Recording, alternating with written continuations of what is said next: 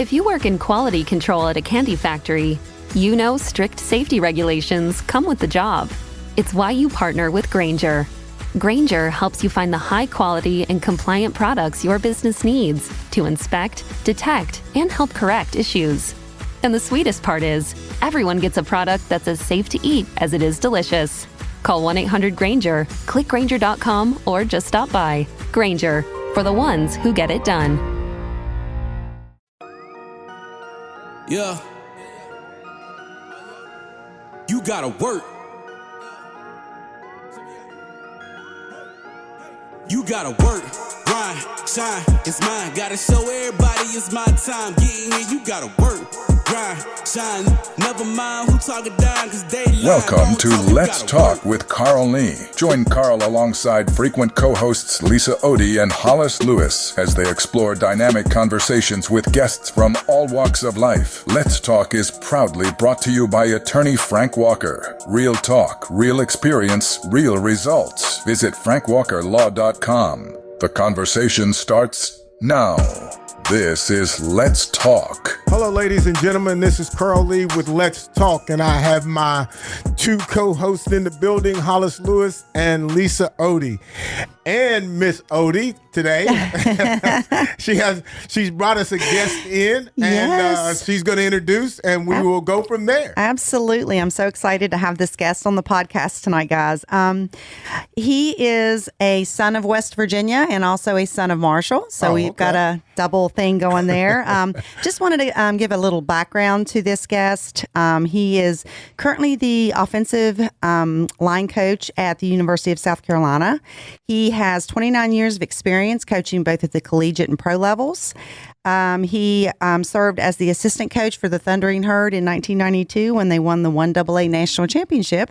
Not bad. And not bad at all. And he also played on Marshall's football team through the years 1986 and 1989. And so without further ado, from Charleston, West Virginia, Mr. Greg Adkins. Welcome, Greg. Hey, how you guys doing? Doing well. How you doing? How did you like that introduction, Greg? It was fun. It was really good. And as soon as you came online, there's a fire truck driving by me. Of course, that's always the way it happens. That's why you put it on fire. Oh, my on fire introduction. I appreciate it. Nice. Oh, that's great. Hey, Greg, just real quick. You probably have to know Sterling Sharp. I'd have to think if you're down in South Carolina. Have you met Sterling Sharp before? Well, I wouldn't say I know him, but what I do know is him at the golf course. And he's That's a good connection. I think he's a guy that absolutely loves to win at golf. Well, if by some chance you see him and you walk up to him and say, hey, Carl Lee has told you that I'm the reason he's playing golf as good as he's playing it. I introduced him to golf here in West Virginia. I don't believe that, Greg. That is not a minute of it. He learned to play golf here and then went back to South Carolina, took lessons, and got better than all of us. Well, the one thing I know about Sterling Sharp is he likes to win. For sure. I don't know how good his golf game actually is. Really good. At the end of the day, he usually wins. Yeah, he's really good. But as a side note, but go ahead, Lisa. No. So, Greg, we were going to have you just talk a little bit about some of the successes you've experienced with the Gamecocks so far with your career. Well, I mean, certainly I had an opportunity. I was coaching at Marshall when Coach Beamer got this job at South Carolina, and that was the transition between Doc and Coach Huff. And I got the opportunity to come to South Carolina with Coach Beamer. And Coach Beamer was actually a graduate assistant at South Carolina at Tennessee when I was coaching at Tennessee. So there was a connection, and of course I've known his father for a number of years. His father actually recruited me out of high school a little bit at Virginia Tech. It was his first year at Virginia Tech. So there's a lot of connections, and ultimately we've done a good job here at South Carolina. Coach Beamer obviously learned from his father, but he also learned from a number of other people that he's worked for. Philip Fulmer, Sylvester Kroom, Steve Spurrier. Quite the resume. The guy's been around a lot of legendary coaches, and he's well ahead of his time. I mean, his birthday was yesterday. I won't say how old he is, but his birthday was yesterday. And I told him all good people are born in March. And, it's, or I guess 2 days ago now. I'm sorry. I forget. It's spring practice. There's a lot of stuff going on. But, we've done a good job. I mean, it's all about a quarterback, and it's all about the offensive defensive line in this league. And the Southeastern Conference is a line of scrimmage league, like a lot of places. But if you don't have those kind of people on the O-lines and D-lines, you have no chance in this league at all. And we've done a good job of recruiting the line of scrimmage. We actually have a quarterback that is phenomenal, who is just in his second year here, and he played phenomenally well for us last year. And we're excited about the future. We have done a great job, and I'm sure we'll get into it, but the whole portal situation is. Well, I'm gonna just cut you off, Coach, because that's what I wanted to ask you about. You've been in the game. Right in. You've been in the game for a long time. You've been coaching for a while now. So, and I know generally assistant coaches they're tasked with recruiting not only their specific position but also a region. So, how has recruiting changed for you given the transfer portal and what it is today? Well, I mean, we all still have an area that we're responsible for, but at the end of the day, there's a lot of position recruiting going on now. So you have to be good to recruit. Not only high school players, because we'll talk about the facts. I mean, at the end of the day, this is still a developmental SEC program. We're not going to be able to get the elite of elites all the time, but we've been able to attract several five-star players to come here, and a couple offensive linemen and a receiver and a defensive end that everybody's going to know about, which they most Dylan Stewart, who will be, whatever he wants to be, and so at the end of the day, we have a great product to sell here, but we've done a really good job of the developmental stage of players. We have an outstanding weight room. We have an outstanding culture here. And, we have developed players, and we've supplemented it with the portal. We're still going to recruit high school players. I mean, we signed one of the most high school players of anybody in the SEC last year. We signed 24 high school players. Wow. Well, Coach, that was one of the questions that I was going to ask you, was because we've talked about high school kids are all of a sudden getting left out because of transfers and things like that. But you guys are saying you're pretty much focusing on the top high school players. Am I hearing that? Is that what I'm hearing? Yeah, no, we are. I mean, it's all going to start. I mean, it all starts at South Carolina with high school recruiting. And there's obviously the state of South Carolina has produced a lot of number of great players. And then our footprint with, being attached to North Carolina, really attached to Tennessee, attached to Georgia and Florida, and Alabama to some extent, we're going to live in those states, and we're still going to try to get the best players out of that state. And the other thing that we have this little influx of DMV players because of Coach Beamer's connections.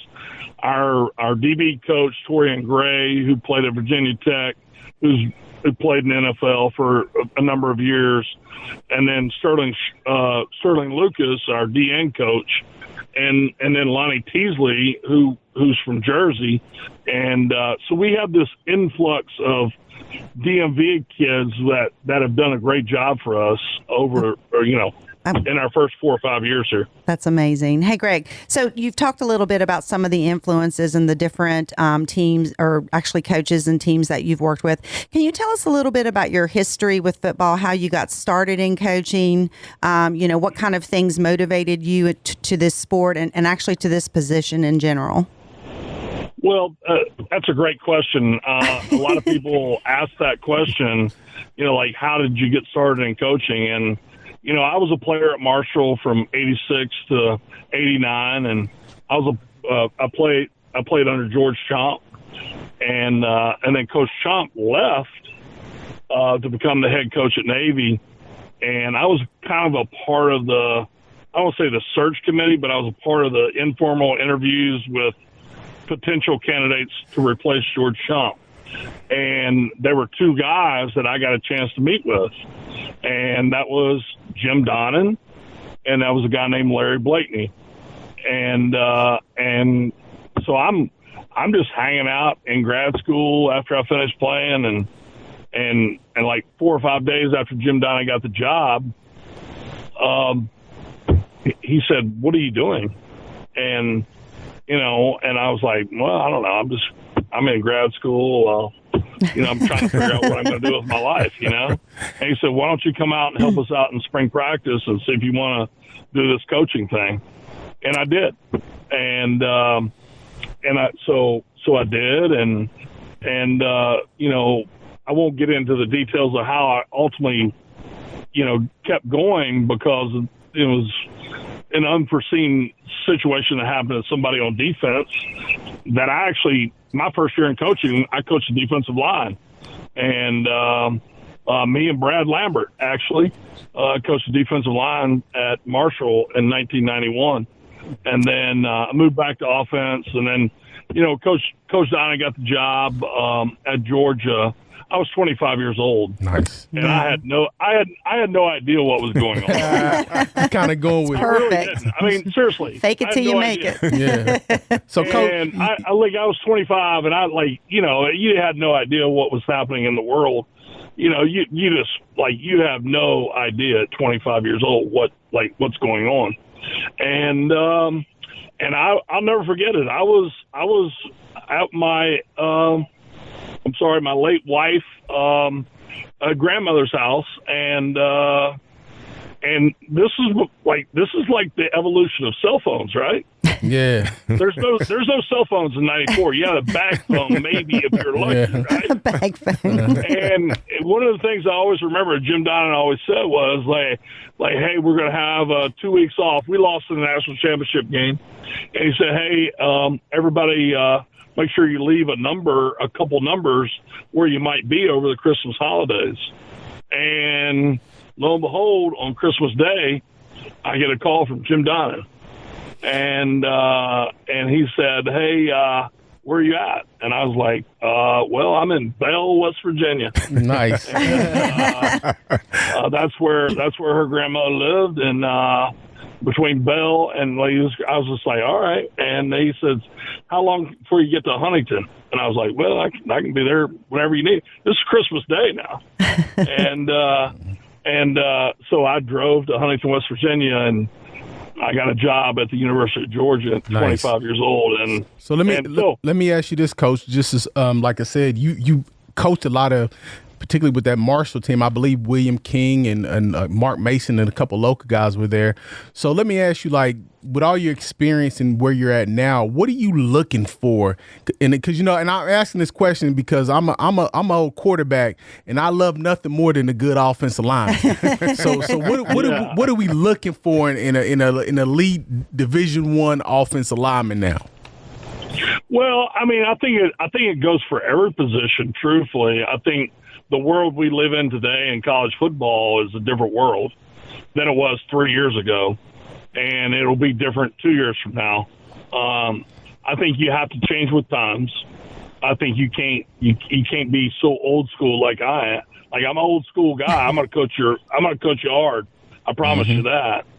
But you also got to figure, at the end of the day, you really have to get to know the player. And this player has to want to be coached. Because today, the world is about NLI Yeah. And it's about like what's cool and what shoes am I going to wear and what uniform am I going to wear and all this kind of stuff. And I could care less about all that, truthfully. All I want is guys who want to play football and be tough, smart, and dependable. And if they're tough, smart, and dependable, if their high school coach and through my investigation, if they can do all those kind of things, then obviously they got to be able to play the game. And if they can do that, then I'm really interested, you know. And it's just a matter of how they're going to fit to our program here at South Carolina or any other place I've really been. But the world today is just like crazy, you know, in a number of different ways, as we all know. But this whole thing's hopefully going to settle down here in the very near future. Do you think, Coach? And we're gonna let you go here. One of my concerns, you know, is when you start looking at players and you're like, oh man, I really like this player, but next thing you know, everybody's looking for that NIL. How do you all approach the kid, you know, that you can't reach? Like that he's just putting a number out there. And do parents understand, and do kids, recruits understand that there could be actually a limit that the school has, but everything at the school might be perfect for you? Well, I think it's everybody's learning. I learn every day.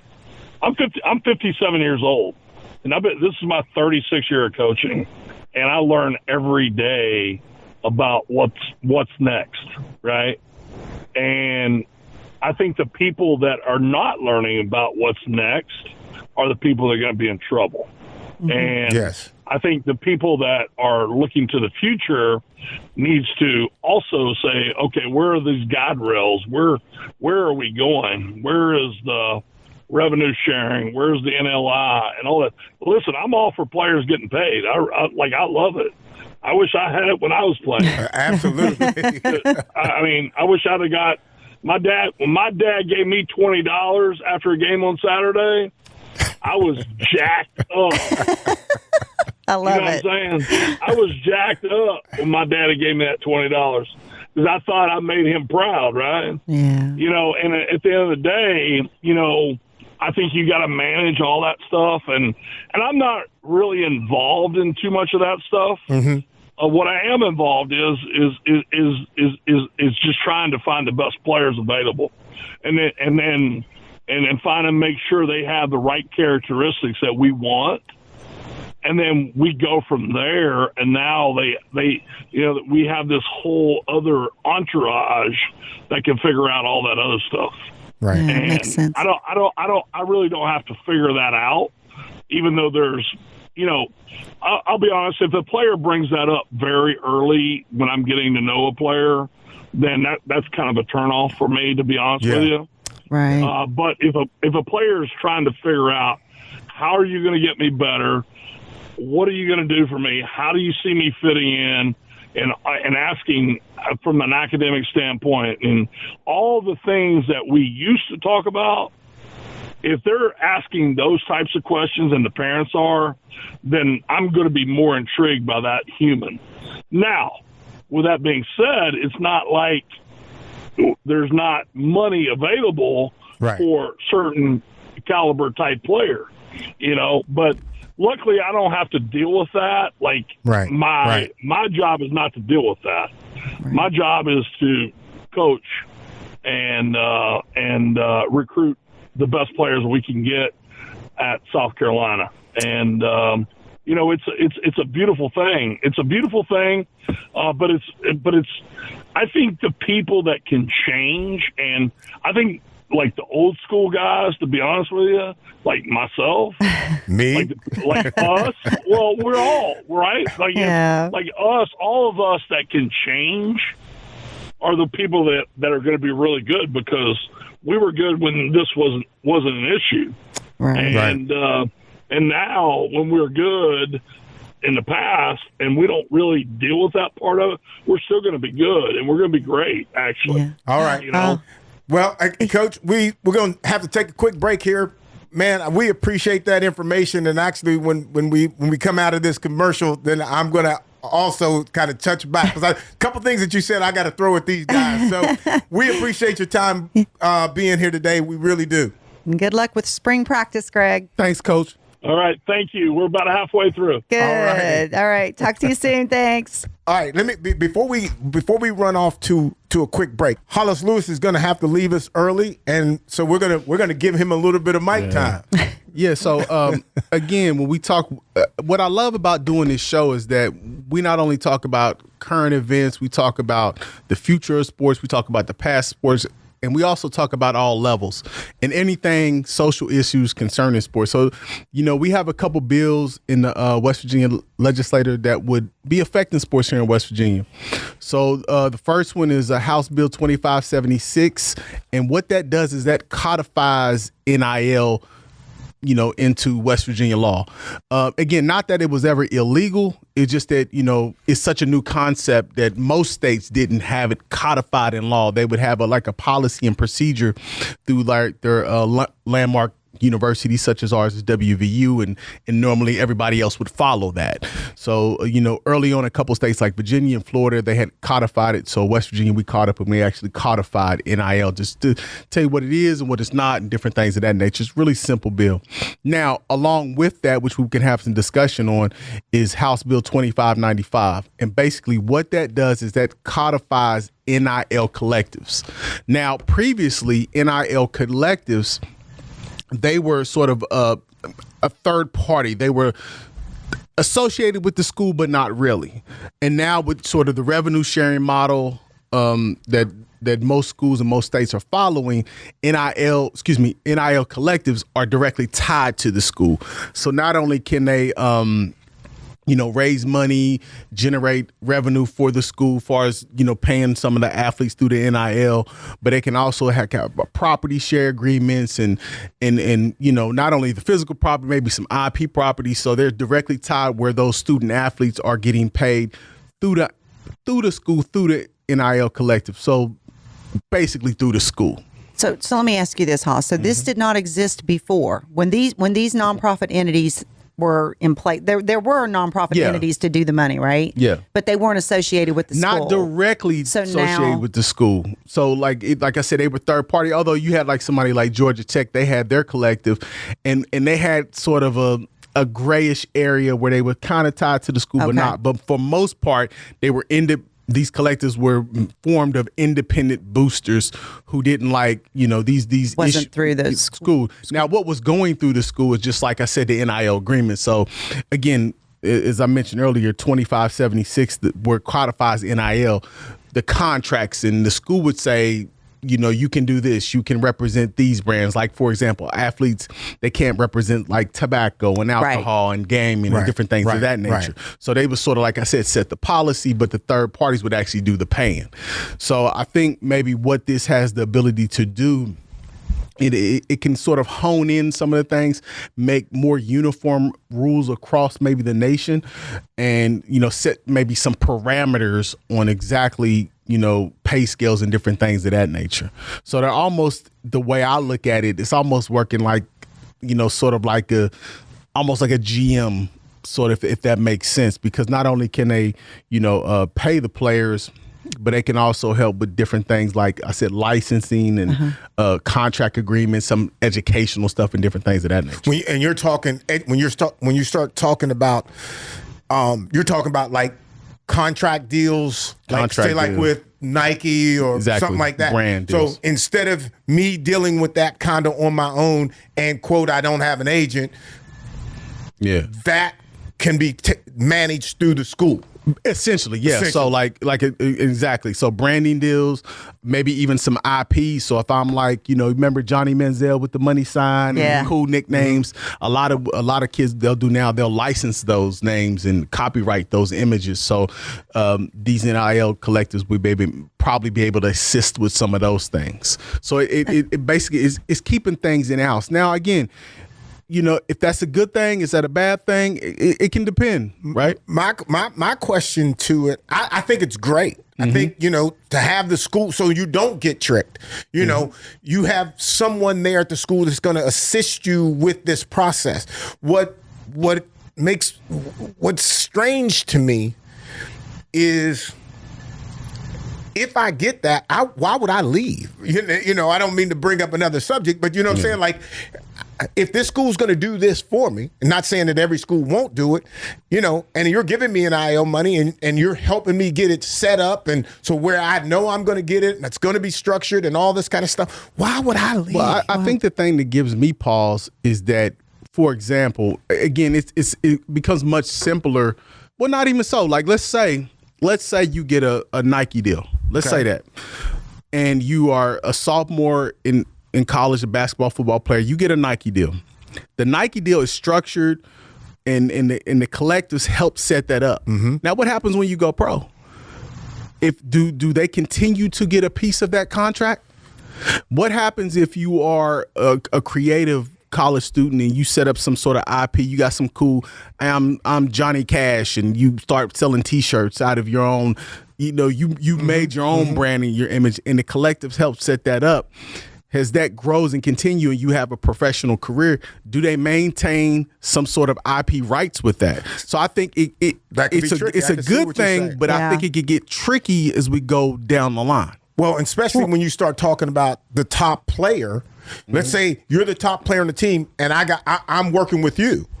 Well, you're going to be a first round pick. I ain't letting you go.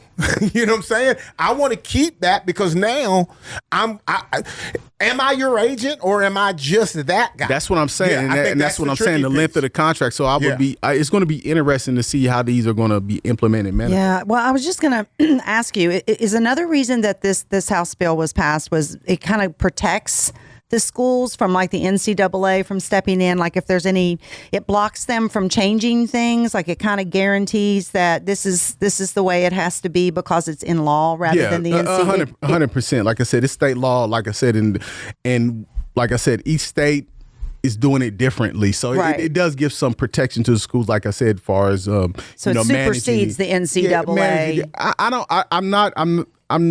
I don't want to say that, but even within the bill itself, it did give some protections to from the conferences and school from coming down. Because again, everybody, unfortunately, when it comes to NIL, everybody's kind of doing it a little different from state to state. There's no uniform policy. You know what I mean? I just wanted to say something that's related to this really quick, guys. But I was reading through the article about this bill, and it was kind of in layman terms, not so much of the legal jargon. But basically, it was talking about the monies available at this time right now for the schools.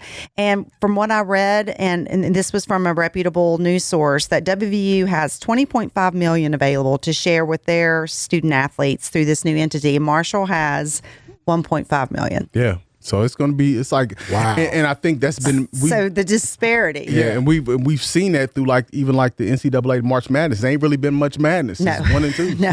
Right. And another interesting thing, we'll move on, but another interesting thing about the collectives is not only do they, help form contracts, different things of that nature for the student athletes, but there can be property moved between the collective and the school.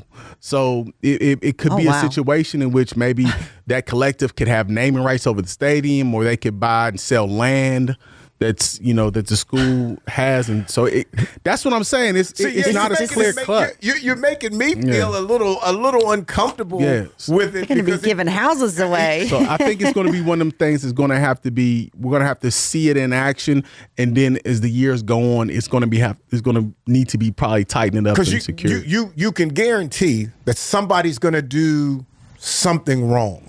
Yeah, I mean that's the nature of it. That somebody's going to get greedy. Somebody's going to show up and be like, oh, this took place behind closed doors. Yeah, there's just no way that with that kind of money out there available, man, I just don't see how that stays clean. Yeah, and a good thing, just to kind of pin in it, when you talked about the disparity between Marshall and WVU, the good thing about it is that collective will be tasked with raising that money up. So they would try to, the primary things they would do is try to raise that money from 1.5 up. Yes. Now, a bill I really like is House Bill 24. And again, just for anybody listening, these are all current. all these haven't necessarily passed. They haven't gone to the governor to sign. These are things that's been introduced and some passed in the House.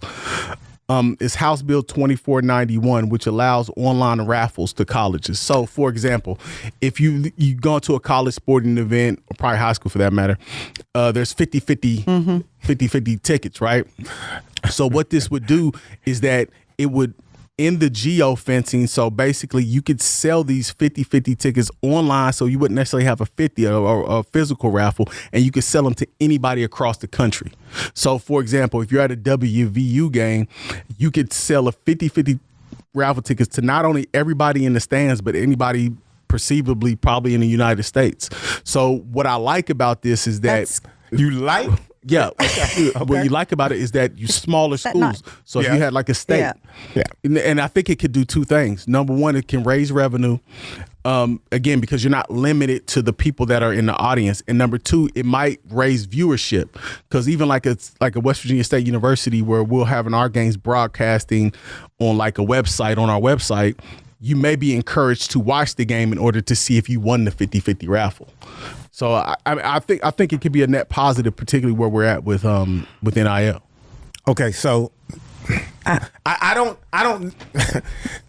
This is not quote gambling, right? This is not like. I guess, but it's a raffle. But what kills me is the whole gambling thing, you know, and NFL and NBA and all that kind of stuff. How players, oh my gosh, there's no way you can gamble because there could be a chance that you're gambling. You may be betting against your team or whatever. So we need to keep gambling out of sport. Really? Now we've got the major commercials at sporting events is gambling. Yeah. And now we're gonna try to do in college. We're gonna try to take a step down from actually gambling, and let's call it 50-50 or all this kind of stuff, so that we can make money. I mean, but to Lisa's point, Lisa pointed out why this is important to a school like Marshall, where you got 1.5 in your collective, versus WVU where you got 20. So if I'm a player, and I'm out there and I'm doing this, I'm putting my money in it, and you all of a sudden, no. This is a 50-50 raffle. It's just like it's during the game. Yeah, it's not outside the game. But I can't put my money like out there. I think you probably would be prohibited from doing that. I'm going to say this, but why? It's just like if you work at the lottery, you can't play the lottery. I think I understand what Hollis is saying about a way. It's another way to raise the revenues for the smaller schools and well, even for the bigger schools for that matter. I don't know what it is about it, and maybe it's because I'm old school, but the 50-50 raffle with the paper tickets at the ball game seems innocent to me. Going online and selling it nationwide takes it to a whole different level. And I don't know why. I feel like there's just so many things that could crash and burn with that. I don't know. I feel like that there's things that could get dirty. Does that make sense? I don't think so, because you're selling to your fan base. My issue is. But you're saying, like you said, to your family, but it could be outside fan base. Yeah. So but it could go outside of the fan base. I mean, that's true. But normally, like I said, if it's like, why would this stay clean? Like, why would this stay clean? I mean, but why would it get dirty? It's a 50-50. Why would it get dirty? It's a 50-50. When have we ever heard of a problem with a 50-50? I just think you can manipulate it more. You can make a 50-50. You can make it when you clean. Go online. You can make it a simple thing, or you could actually say, okay, yes, it is kind of like a gamble. I don't know. It's kind of like a gamble. I envision it like this. All right, so we're gonna sell you the virtual tickets online. So, and then you can actually still you can make it a spectacle, right? Because you can sell these virtual tickets online, put them in a huge bucket, and then at the halftime you can actually pull out the ticket, and you can actually announce it during the game. So I can announce it and then go online and I can call out who won. So it can be a big spectacle, and I'm selling it to the fan base that are there. So if it's a Pitt WVU those are the fans that's going to be watching that game. And you know what I mean? To your point, the pro team, like we went to the spring training game down in when we were in Clearwater, and they actually had something similar to what you're saying. Like it wasn't the paper tickets like I'm thinking about 50-50, in high school games. It was actually they had like a machine that could take a credit card or cash, and then they printed out all these tickets. Yeah. And then you didn't have to be present to win. You could go on a website and check your number. Not quite, the video production that you're saying it could happen, but yeah, it's already there. I think it could be a good thing. And we'll go over House Bill 2774 that basically creates and increases penalties if somebody attacks a coach or official. So I think that's a good thing. Good. House Bill 2355, this bill would have now again, this bill got soundly defeated, so this is not going into law. This is dead. This is DOA. This is not a bill. We'll see. This would have allowed high school and middle schools to play not only during their in-season sport, but they would have been allowed to play travel at the same time. This was a horrible bill. Horrible. Yeah. Nobody liked it. Like I said, it got soundly put the pasture where it should have been because it was dramatically problematic. All right. I'm going to bring that up based off of football. You'll be gone, but me and Lisa will touch on that on football. Ladies and gentlemen, we're going to take a quick break and we will be right back. Let's face it, bad things happen to good people. Seriously injured in a car accident, trucking accident, or even wrongfully arrested. Life happens, and when it happens to you, you will need sound legal advice and aggressive representation. That's when you call attorney Frank Walker at 304-413-0179. That's 304-413-0179. Lock it in your phone, text it to a friend. 304-413-0179. Or visit online at attorneyfrankwalker.com. Let's Talk with Carl Lee is proudly presented by attorney Frank Walker. Visit frankwalkerlaw.com. Share your thoughts, ask questions, or suggest topics on our Facebook page. Just search for Let's Talk with Carl Lee. And don't forget to like the page to join the conversation. Catch past episodes anytime at WCHSnetwork.com/Let's Talk. And tune in Thursday nights at 7 or Sunday evenings at 8 for Let's Talk with Carl Lee. Now, back to the conversation. All right, ladies and gentlemen, we have lost one of our co-hosts, Hollis Lewis. We were in a fight anyway when we were leaving. He mic dropped and left. Yes, he made his point and tried to get out of the way. So, all right, so Lisa, we're going to kind of change the direction a little bit. We talk, and again, let's go to NIL and let's talk the effect and impact that it has on, let's say, basketball. Sure. And collegiate basketball. Yes. In most cases, every year, huge upsets. Right. Everybody gets excited because there's these upsets. Sure. Not this year. Not this year. Bland you have basketball. All the ones and twos are basically in the semis. Right. Now, I'm going to make the case, and I could be dead wrong here. NIL is all part of that.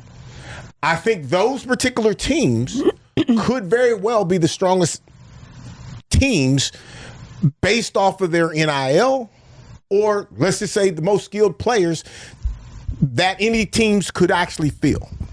What do you think? Well, I would not disagree with that statement. I mean, obviously, what happened this year during March Madness was far from madness. Right. We had no Cinderellas. It was, pretty much the teams that were supposed to won their games, and usually by quite a margin. It wasn't a lot of close games. Now, at the beginning, I think there was maybe one or two, and I can't think of the names of the teams. It escapes me, but there was maybe one that made it past that first round. But then the second game, it wasn't even close. So what you're saying with the NIL and the portal, I mean, that is just it's tamed March Madness, so to speak. Right. I think what's happened is when you do get a Cinderella team, like I think the Florida Gulf Coast, that was one that years ago had a really great deep run as a Cinderella in the March Madness.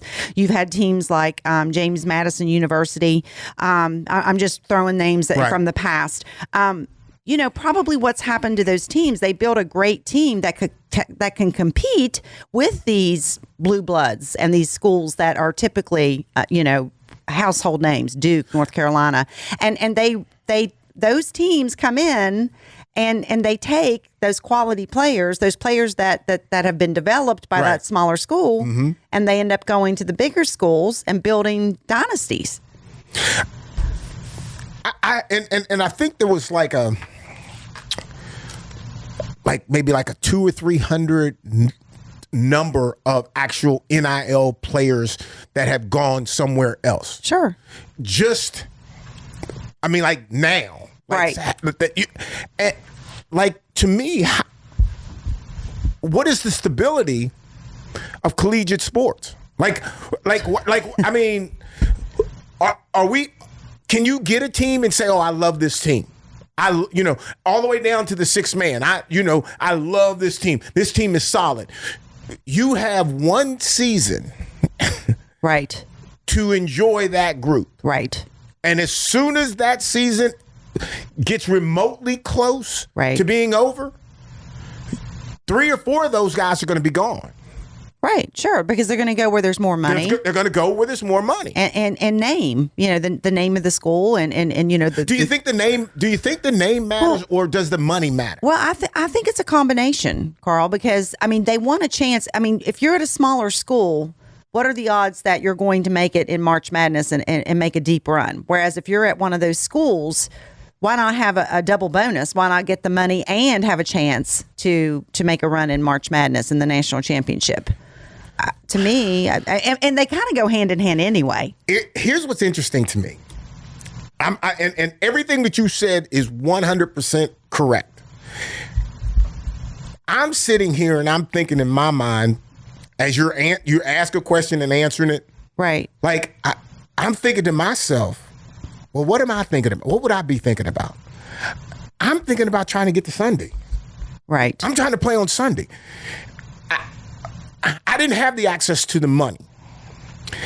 My access to the money was being able to get to Sunday. Right.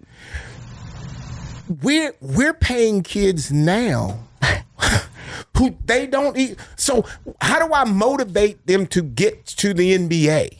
You know what I'm saying? When you can make life-changing money at the collegiate level. Right. and do nothing after that. Right.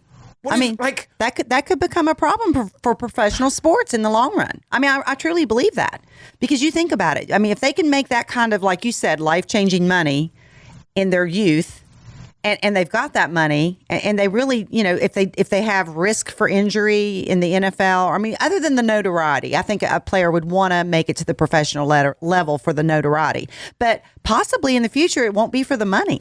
And I'm going to make the case to that point. There's going to be a ton of players who will make a bunch of money at the collegiate level, right, and not play in exactly. the NFL. That's what I'm saying. Other than they don't have to. They won't have to, nor will they maybe even be good enough. Right, they won't have to. Yeah, or you're right. It won't matter. They'll have that money and they won't have that motivation. How is that okay? How is that how are we just okay with that? I get a parent from a talented high school kid who's getting ready to go to college, and there's a bunch of people talking about a bunch of money for him or her. Mm-hmm. I'm 100% behind you, sure. Right? Because hey, get the money. You don't know what the future holds. You have no idea what the future holds. Right. But on my professional athlete side, I look at it and I'm thinking, you mean if I go back, if I could have gone back to Marshall and been one of the better players on our teams that were not very good, how much NIL money could I have made? And maybe now I don't have all the aches and pains that come along with the professional football league. Absolutely. You know what I'm saying? I get it. Yeah. Well, I totally agree with everything you're saying too, Carl. But something I saw, and I wish Hollis was still here, and I wanted to bring it up, but I know he had to go. In that House Bill 2576, something that caught my eye, and it has to do with NIL discussion, was allowing schools to keep NIL deals private. This was part of the verbiage of this bill in West Virginia. And it also prevents other schools, what kind of the intent of it is to prevent other schools from outbidding for players. Now, I understand the intent of that. I understand trying to keep it private. But can you really keep it private? I mean, other than maybe not release it immediately to the media. But if a school sees a player and he's a quality player, let's play along with WVU and you're Georgia. Okay. And you know he is just a perfect fit for your school. You're going to find out one way or the other. Where there's a will, there's a way. You're going to find out how much WVU is paying that player so that you can obtain him on your terms with more money, probably. If that's my son, yeah. And so WVU is going to give him $2 million. $2 million. Yeah. You know, and all of a sudden, here comes whoever. Right. And they're saying, we think we got a good deal, you know, and we could really use your son. Exactly. And so the outbidding thing, I mean, I understand the intent of it, but is that possible even? I think that's what's happening with March Madness as we speak with all these players going in the portal. You don't enter the portal unless you know where you're going. Yes, somebody's already talked to you. Yes. You're not just going to enter the portal. Oh, let's see what happens here. You have intent. You know where you're going. I do think that there are some, I'll call them kids, who jump in the portal with the idea of, let me see if I can get some bites. I think it's a small percentage. I think it's a small percentage. But I think most of the players who are playing on another team who go into the portal and are starting, there's already been a conversation, regardless of whether or not you say it give that money up. I mean, whatever you're getting paid, if you're a starter at St. John's or whatever basketball team, you're not going to give up what you have and go to the portal. Unless you have a better deal. That you got a better deal coming. So I don't know how. I mean, I understand that, you know, and maybe Hollis can verify that for me. But I did read that online, and I thought to myself, I understand the intent of it, but is it possible? I don't know if that's possible. I don't know how you can. I don't know how you can keep contracts like that quiet. I mean, where is it that it's quiet? And actually in the NFL, it used to be, quote, quiet. Like you go in, you sign your contract, and nobody really supposed to know. Well, within a couple of days, everybody knows what your contract is. Sure. How'd that happen? I didn't say anything. I didn't tell anybody. Right. But now all of a sudden, guys now think, oh, well, he got $50. I deserve $100. Right. There's just there's zero ways of being able to keep that private or quiet or whatever you want to call it. There needs to be more oversight of this whole portal of the NIL contracts, all the things. There has to be some rules. I think there was a clip that maybe you shared in our group, Carl, about it was a sports commentator talking about maybe a way to possibly remedy these situations with these players leaving, from one school to another and not staying, is to make a contract 2 years long rather than just one, because then they have to fulfill at least a whole season and they can't just jump ship and take the money with them. I think that's the only real way. There isn't like okay, all right. So you're coming in as a freshman. I'm giving you $1 million to play basketball. Right. Okay. Well, you do exactly what we thought you were going to do, but now after your first year, you're ready. You were so good. Everybody's trying to get you to come to their place. Well, now I've got to bid for you again. Yeah. And I may lose. So to the concept of you can't have a 1-year deal. Right. You gotta have either a 2-year deal. Exactly. At least a 2-year deal. and a max. So let's say you really want to do the money. Let's say you do a max of 3 years. Right. So now, in 3 years, for you to leave your last year makes no sense. Okay, but depending on where the team is, you might. I was going to say, it depends. But at least I get you for 3 years. Right. I can guarantee I can lock you up for 3 years, so I don't have to worry about you. And that's really going to benefit these smaller schools. It really will. Because what happens is when they get good and they build a team and they develop players, immediately those kids are snatched up by it. Like I said, it's become a farm league. It's a farm league, like baseball. And let me make that picture even clearer for people. So you're going to send your kid to me. I'm going to pour everything into him or her, trying to get them to be the best player they can be. Well-rounded. Student athlete, the picture perfect student athlete. Sure. So I get that accomplished. He or she's playing well, clearly has a future.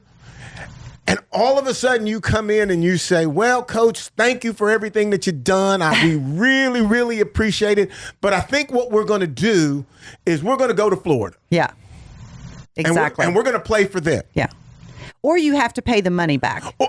One or the other. Something. Either you sign a long contract, at least 2 years with a school or wherever you're going, at least 2 years, or you give back your NIL money or whatever it was you're compensated and with. I'll even make the case. So let's say I give you $100,000 as a freshman, true freshman, $100,000, which you probably will turn down, but I'm gonna give you $100,000, which blows my mind. But yes, but blows my mind. $100,000. You play X number of games, right? We'll add to that if you win. There you go. Score this incentive based. Yes, I like it. Because that's how the league used to be. And if we're going that route, we might as well model after that route. Absolutely, contracts and all. So you could have a cap. You could get $100,000 could be your contract, and then you have these incentives. That you have to reach. Right, to get the rest of your money. To get the rest of your money, and if you don't reach them, now. The worst one, let's just say for basketball, would be points scored. Oh, well, you couldn't go. Because now you get the challenge in that is I'm going into in the last week of the game and I'm 25 points short. I'm shooting until I get 26 Yeah, points. You couldn't do it in basketball that way. I mean, but there has to be something better than what we have. And I really don't know what it is. And I'll tell you, like I said earlier, this was eye-opening to me when I saw the available, monies for student athletes. And this is just in the state of West Virginia. When you see that WVU has $20.5 million compared to Marshall's $1.5. Right. I mean, you think about that, and you think about these Ohio State, Georgia, think about the monies available to them. If WVU has, I thought that was a large amount, actually. I didn't expect that amount for WVU. So that was kind of eye-opening for me. But then I think, WVU is not on the same level as some of these, national big, the SEC. And I'm not saying they're not great. They are. I love WVU. I don't want people to take that the wrong way. And I love Marshall as well.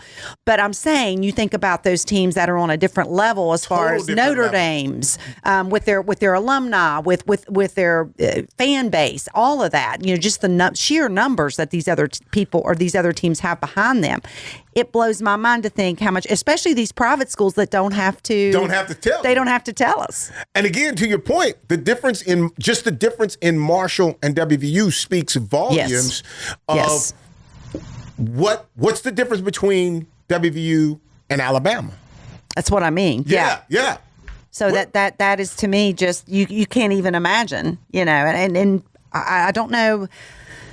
I don't know how you regulate that. It doesn't, I don't know how you regulate the money. It'll never be, unless you regulate NIL, because like we said, the Marshall, remember the 90s with the Marshall teams that we had back then, those would never have existed. They would have would have been destroyed within their first year or two. everybody would have been gone. They would have been gone. They would have been gone. Chad Pennington, Randy Moss. There's no way. Randy Moss plays 1 year at Marshall, and he's gone to wherever the best team or the highest bidding team. Of course he is. Why wouldn't he? Why wouldn't he? All of them. Chad Pennington. All of them. You think about all the great quarterbacks that came through Marshall. They would have been there 1 year, one and done. And you create a situation to where now your history, what your history could have been, is now gone. Right. And that's what's happening now. It is. And I don't and it's getting, I don't want to say boring, but March Madness was not as much fun this year as it was 5-10 years ago, because especially if your team didn't, like WVU didn't get invited, so that was kind of a downer anyway. Right. We knew Marshall didn't have a chance, but we really didn't have a home team to root for. So when you go into March Madness, you're kind of picking out those Cinderellas, you want those number 16s and just to give them a shot to win, and hopefully have somebody to make it exciting, and that just didn't happen this year. And it's and making the point, it's not going to be possible, because you're not, even on those teams, they're not going to be that good player that's going to stay around long enough. Even if they do, they're gone. They're going to be gone. Yeah. You're not going to be able to hold two or three players on a... And it's going to happen the same in college football, Carl. It is. It's going to be the same teams every year competing for the national championship. It almost is now. It's a rotation. Hold me to this. When we start getting into next season and you start looking to who's gone where, because of NIL, right? What's going to happen is the teams that you thought going into the season was going to be good, but they're not going to have the players. No. Because those players are going to go wherever the money is. Yes. That's the trend, it seems. So we'll see. But ladies and gentlemen, we clearly you know where we stand when it comes to NIL and all of that kind of stuff. It's just crazy. But we've got to get out of here. Our time is up. All right. We'll look forward to seeing you again. Thank you. See you later, Lisa. See you later, Carl. Thanks, guys. Let's Talk with Carl Lee is proudly presented by attorney Frank Walker. Visit frankwalkerlaw.com. Share your thoughts, ask questions, or suggest topics on our Facebook page. Just search for Let's Talk with Carl Lee. And don't forget to like the page to join the conversation. Catch past episodes anytime at WCHSnetwork.com/Let's Talk. And tune in Thursday nights at 7 or Sunday evenings at 8 for Let's Talk with Carl Lee. If you fall, dust it off and get back up on your feet. Anything could be a win, yup, even defeat. They say sugar bad for you, wise victory sweet. Couldn't play with big kids, I had to sit in the street and watch from a distance, but over time I grew. If I put in the work, in no time I'm due. Everything that I worked and prayed, I'm okay. If you ask me, how did I do it, I'm gon' say, you gotta work, grind, shine, it's mine. Gotta show everybody it's my time. Getting here, you gotta work, grind, shine. Never mind who talking down, cause they lying. Don't talk, you gotta work. You gotta work. You gotta work. You gotta work. You gotta work. You gotta work.